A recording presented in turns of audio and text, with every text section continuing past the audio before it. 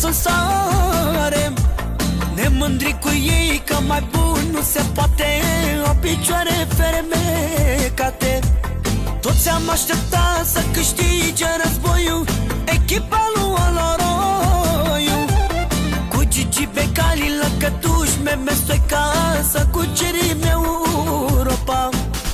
Steaua e numai una, ne mândri cu ea în toată lumea.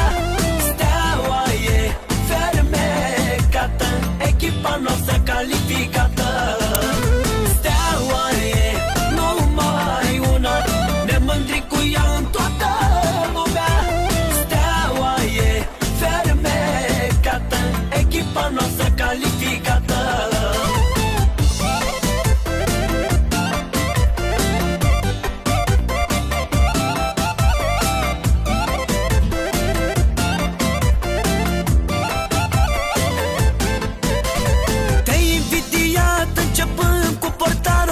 Boștină și Ogararu. I-am avut pe Dică, pe Banel și Rădoi, și pe Dumnezeu cu noi. Steaua nu putea să ne dezamăgească, e mândria românească. Și sărbătorii să ne cânte lăutarii, să petrecem cu Gigi Becali. Steaua e numai una, ne mândrim cu ea în toată lumea.